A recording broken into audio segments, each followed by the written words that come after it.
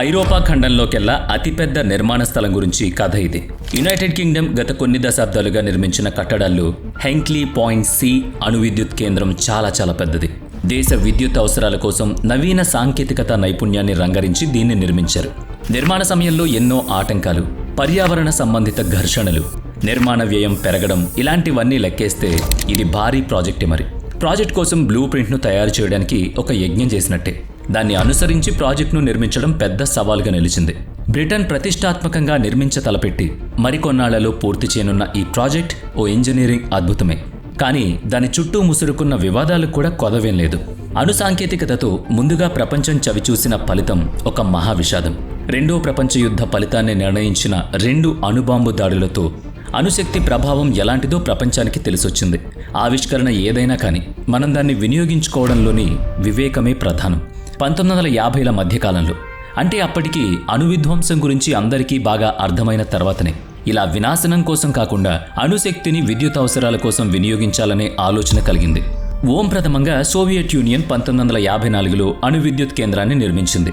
మరో 3 ఏళ్లకు అమెరికా సంయుక్త రాష్ట్రాలు కూడా పూర్తిగా అణు విద్యుత్ కేంద్రాన్ని నిర్మించి అణుశక్తిని శాంతియుత ప్రయోజనాల కోసం వినియోగించుకోవడంలో తామే ప్రథములమని చాటుకుంది. ఇక అగ్రదేశాల్లో ఒకటైన బ్రిటన్ కూడా అణుశక్తి చరిత్రలో తనకు భాగస్వామ్యం ఉండాలని తపన పడింది. సోవియట్ యూనియన్ అమెరికాలకు భిన్నంగా అణు విద్యుత్ ఉత్పత్తిలో తాను చాలా ప్రత్యేకమైన దాన్నని చెప్పుకో ప్రయత్నించింది. ఉత్తర ఇంగ్లాండ్లో కాల్డర్ హాల్ పవర్ స్టేషన్లో ఉత్పత్తి చేసిన అణు విద్యుత్ను వాణిజ్య అవసరాల కోసం ఉపయోగించారు. అలా అని అది విద్యుత్ సరఫరా కోసమే అనుకుంటే పొరపాటు.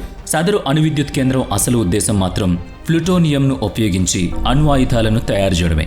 అలా పోను 21వ శతాబ్దం నాటికి విద్యుత్ ఉత్పత్తి కోసం అణు సాంకేతికత మీదని ప్రధానంగా ఆధారపడసాగారు. అలాగని ఈ ప్రయత్నం చాలా హాయిగా నెరవేరిందని అనుకోవడానికి లేదు.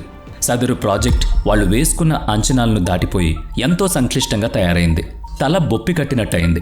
మొత్తం నిర్మాణంలో 2 న్యూక్లియర్ రియాక్టర్ల నిర్మాణమే అతి తక్కువ సమయంలో పూర్తయిందనుకోవాలి. ప్రస్తుతం యూకేలో 5 వేర్వేరు ప్రదేశాల్లో మొత్తం 9 అణు రియాక్టర్లు ఉన్నాయి. దేశం మొత్తం విద్యుత్ ఉత్పత్తిలో 13% విద్యుత్ అవసరాలను ఇవి తీరుస్తున్నాయి.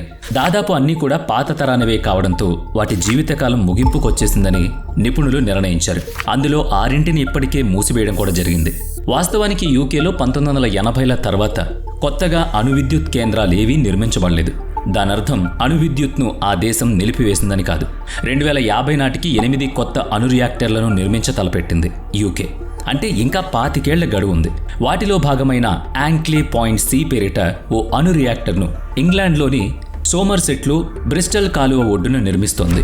430 ఎకరాల స్థలంలో హెంక్లీ పాయింట్ ఏ, బి పేరిట 1950, 1960లో నిర్మించిన 2 రియాక్టర్లు ప్రస్తుతం మూతపడ్డాయి. ఇప్పుడు తలపెట్టిన పాయింట్ సి రాబోయే 60 ఏళ్ల కాలానికి 60 లక్షల గృహ విద్యుత్ అవసరాలని తీర్చగలదని చెప్తున్నారు. అది మొత్తం దేశం విద్యుత్ వినియోగంలో 7% అని అంటున్నారు. అణు విద్యుత్ తయారీలో రియాక్టర్ల నిర్మాణమే అత్యంత కీలకం. విద్యుత్ శక్తి జనించేది అక్కడే. న్యూక్లియర్ ఫిషన్ పద్ధతిలో, అంటే కేంద్రక విచ్ఛిన్న పద్ధతిలో యురేనియం అణువులపై ఒత్తిడి తీసుకొచ్చి అణు విచ్ఛేదనం చేస్తారు. అప్పుడు పెద్ద ఎత్తున పుట్టే ఉష్ణంతో నీటిని మరిగించి ఆవిరి చేస్తారు. ఆ నీటి ఆవిరితో టర్బైన్లను తిప్పుతారు. ఫలితంగా విద్యుత్ పుడుతుంది. ఐరోపా ఖండంలో ఇప్పటికే ఫ్రాన్స్, ఫిన్లాండ్ వంటి పలుచోట్ల వినియోగిస్తున్న యూరోపియన్ ప్రెజరైజ్డ్ వాటర్ రియాక్టర్ ఈపీఆర్లను బ్రిటన్ మొదటిసారిగా ఈ ప్రాజెక్టులో వినియోగిస్తోంది. వీటిని ఫ్రాన్స్కి చెందిన ఈడీఎఫ్ కంపెనీ నిర్మిస్తోంది. ఇప్పుడు హెంక్లే పాయింట్ సిలో ఈపీఆర్లను అమర్చుతోంది కూడా ఆ ఫ్రాన్స్ కంపెనీయే. ఈ ఈపీఆర్లు పాతతరం రియాక్టర్లతో పోలిస్తే 17% తక్కువ యురేనియంని వినియోగిస్తాయి. అలాగే వరదలు, భూకంపాల వంటి ప్రకృతి విపత్తుల నుంచి రియాక్టర్లను రక్షించేందుకు 4 రక్షణ వ్యవస్థల్ని పాటిస్తుంది. ఇప్పటికే యూకే అనుసరిస్తున్న రక్షణ విధానాల కంటే ఇవి మెరుగైన రక్షణ పద్ధతులని ఈడీఎఫ్ కంపెనీ పేర్కొంటోంది. ఇంక్లే పాయింట్ సి వద్ద నిర్మిస్తున్న సదరు న్యూక్లియర్ పవర్ ప్లాంట్లో 2 న్యూక్లియర్ రియాక్టర్లు భారీగానే ఉన్నాయి. ప్లాంట్లోని ప్రతి ఒక్క నిర్మాణం చాలా పెద్దగా నిర్మితం అవుతోంది. అన్నిటినీ యంత్రాల ద్వారానే నిర్మిస్తున్నారు. భారీ నిర్మాణాల్ని విడివిడిగా తయారు చేసి వాటిని క్రేన్ల సాయంతో తరలిస్తూ నిర్దేశిత ప్రదేశాల్లో బిగించాలి కనుక చేస్తున్న పని, వాడుతున్న వస్తువులు, ఉపయోగిస్తున్న పరికరాలు అన్నీ కూడా భారీగానే ఉంటున్నాయి. వాటిని కడు జాగ్రత్తగా నైపుణ్యంగా అమర్చడానికి తగిన నిపుణులు అవసరము ఉంది. ఏకకాలంలో కనీసం 50 క్రేన్లు నిరంతరాయంగా పనిచేస్తుండగా ప్రపంచంలోని అతిపెద్ద క్రేన్గా పేరు మోసిన క్రేన్ కూడా వాటిలో ఉంది. దాని పేరు కార్ల్. 1వ రియాక్టర్ భవనం మీద నిలబెట్టిన పైకప్పును ఈ క్రేన్ సాయంతోనే అమర్చారు. ఒక్కొక్కటి 100 టన్నుల బరువున్న భారీ లైన్ రింగ్స్తో దాన్ని కప్పుకు బిగించారు. రియాక్టర్ లోపలి గదులకు సంబంధించి నిర్మించిన గోడలకు 2 పొరలుగా కాంక్రీట్ను పోశారు. అందుకు అవసరమైన పదార్థాల పరిమాణము దండిగానే ఉంది. 9000 క్యూబిక్ మీటర్ల మిశ్రమంతో మొదటి రియాక్టర్ పునాదిని ఒకే ప్రయత్నంలో సిద్ధం చేశారు. ఫ్రాన్స్, ఫిన్లాండ్లలో ఉన్న రియాక్టర్ల కంటే భిన్నంగా బ్రిటన్ తనకంటూ ప్రత్యేకంగా కొన్ని కోరికలు కోరుకోవడంతో వాటికనుగుణంగా రియాక్టర్ను సిద్ధం చేయడానికి సమయం పట్టింది. అవును మరి, రమారమి 7000 మార్పుల్ని బ్రిటన్ సూచించింది. కాంక్రీట్కు అదనంగా 35% ఉక్కును కూడా అందులో ఉపయోగించారు. కాబట్టి వేసుకున్న అంచనాలకు మించి కాలం ఖర్చయింది. అణువిచ్ఛిత్తి జరిపే పీడనం గదిని అది నిర్మాణం జరిగిన చోటు నుంచి ప్రాజెక్ట్ సైట్కు 2023లో తరలిస్తే దాని రియాక్టర్లో 2024లో అమర్చారు. ఈ భారీ స్టీల్ కంటైనర్లోనే న్యూక్లియర్ ఇంధనాన్ని నింపుతారు. చక్రాల మీదుగా దాన్ని జరుపుతూ కొక్కెన్ సాయంతో రియాక్టర్లోకి దొర్లించుకుంటూ దించుతారు. దీని చుట్టూ 4 ఆవిరి ఉత్పత్తి యంత్రాలుంటాయి. అవి ఒక్కొక్కటి 25 మీటర్ల పొడవుతో 500 టన్నుల కంటే ఎక్కువ బరువు ఉంటాయి. దాన్ని డిజైన్ చేసి, తయారు చేసి, పరీక్షించి ప్రాజెక్ట్ సైట్ను తరలించడానికి 6 ఏళ్ల సమయం పట్టింది.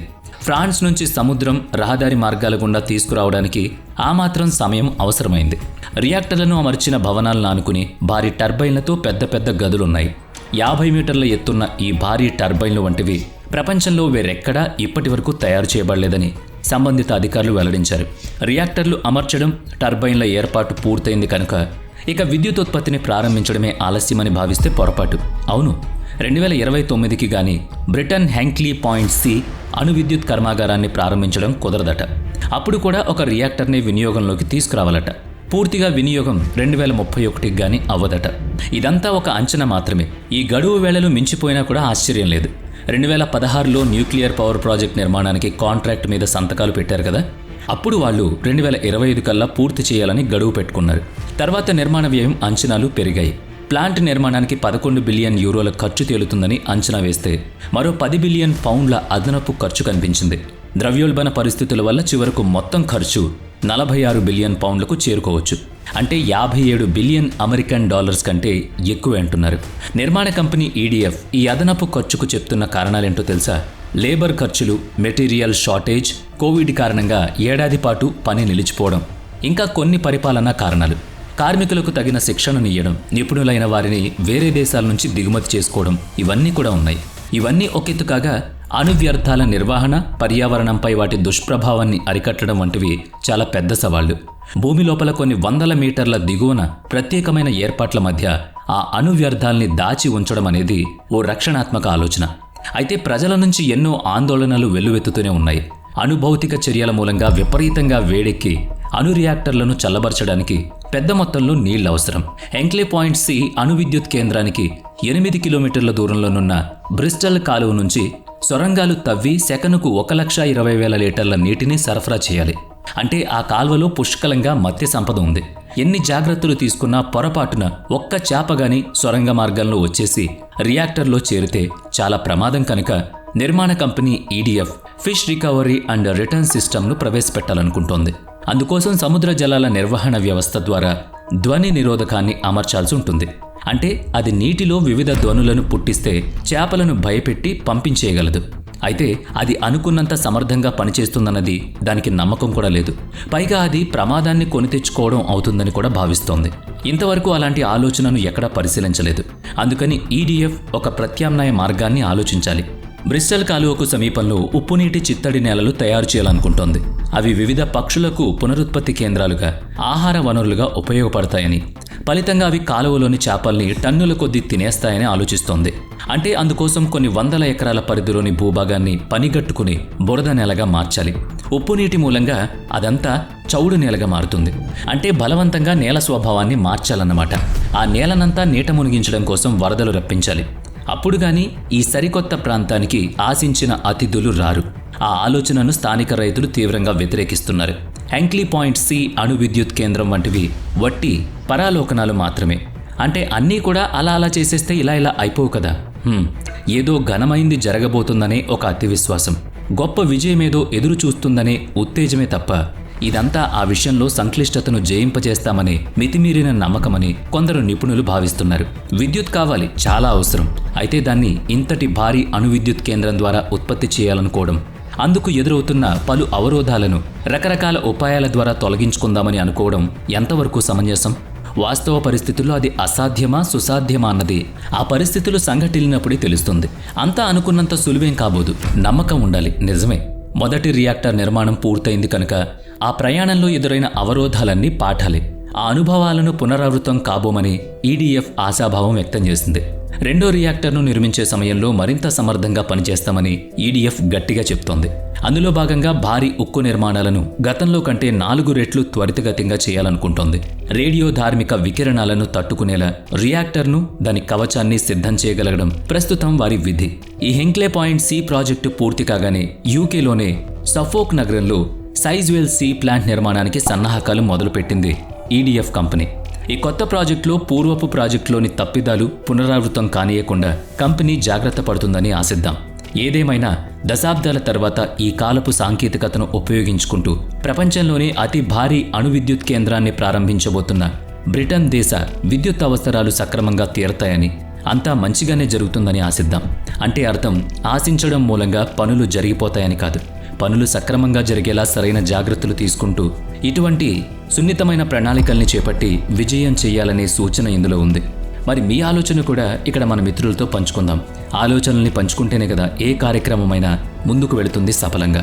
వీడియో నచ్చితే లైక్ చేయండి, షేర్ చేయండి. ఇప్పటి వరకు మన ఛానల్ని సబ్స్క్రైబ్ చేయనట్లయితే ఇప్పుడే సబ్స్క్రైబ్ చేసుకుని పక్కనే ఉన్న బెల్ ఐకాన్పై క్లిక్ చేయండి. నెక్స్ట్ వీడియోలో మళ్ళీ కలుద్దాం. Thanks for watching.